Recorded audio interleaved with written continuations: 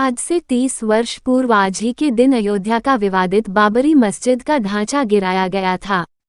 क्या हुआ था उस दिन, उसका हम आपको आंखों देखी घटना बताते हैं। एक प्रत्यक्षदर्शी के अनुसार विश्व हिंदू परिषद के आह्वान पर 6 दिसंबर 1992 को राम जन्मभूमि हेतु अयोध्या में कारसेवा का आयोजन किया गया।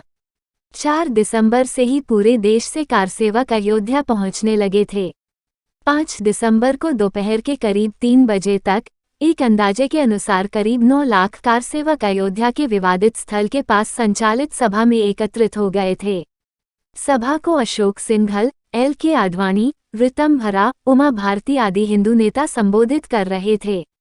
5 दिसंबर की शाम 5 बजे तक सभी वक्ताओं ने अपनी अपनी बात रखी और सभा का समापन इस निर्णय के साथ हुआ कि कल यानी 6 दिसंबर को सभी कारसेवक सरयू नदी में स्नान कर रामलला का दर्शन करेंगे। तब तक विवादित ढांचे को गिराने की कोई योजना नहीं थी, या फिर थी भी तो उसे गुप्त रखा गया था। कारसेवकों के ठहरने के लिए धर्मशाला दिए गए थे। प्रत्येक राज्य के कारसेवकों के लिए अलग अलग धर्मशाला आवंटित किए गए थे। खाने पीने के लिए धर्मशाला में ही लंगर चलाए जाते थे। 6 दिसंबर की सुबह कारसेवक सरयू में स्नान कर रामलला के दर्शन करने निकले। हम भी स्नान कर दर्शन करने जा रहे थे।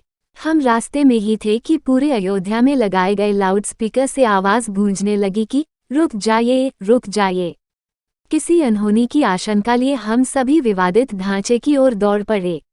वहां पहुंचने पर देखा कि कुछ कारसेवक ढांचे के ऊपर चढ़ गए हैं। कुछ ढांचे की दीवारों को तोड़ने की कोशिश कर रहे हैं तो कुछ अगल बगल की पेड़ की शाखाओं में चढ़कर ढांचे क्षतिग्रस्त करने में लगे हैं।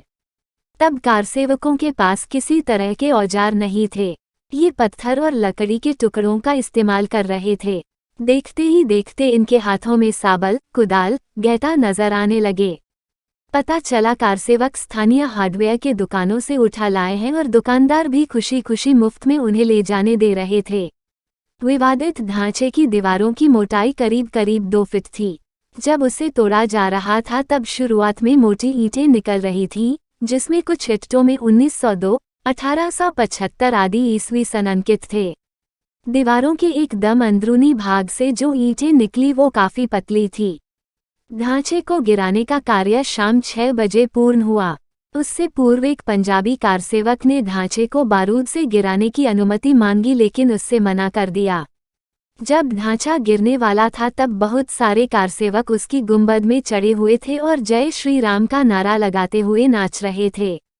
मंच से उन्हें बार बार ढांचा गिरने की सूचना और नीचे आने का आग्रह किया गया, लेकिन वे नहीं उतरे और ढांचे के साथ ही नीचे गिर पड़े। इससे कई कारसेवकों की मौत हो गई और कई गंभीर रूप से घायल हो गए।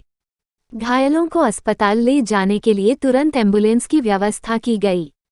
9 लाख की भीड़ में एम्बुलेंस को रास्ता देने के लिए दोनों ओर RSS के कार्यकर्ता श्रृंखलाबद्ध हाथ पकड़कर खड़े हो गए।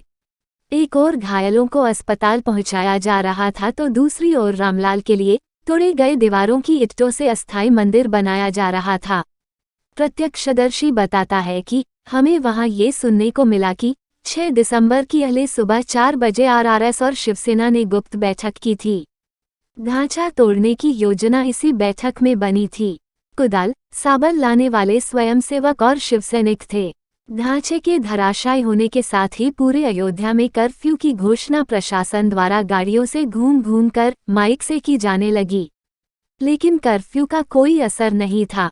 पूरा अयोध्या दीपों से जगमग हो गया था। मिठाई की दुकानों से मिठाई मुफ्त में बांटी जा रही थी।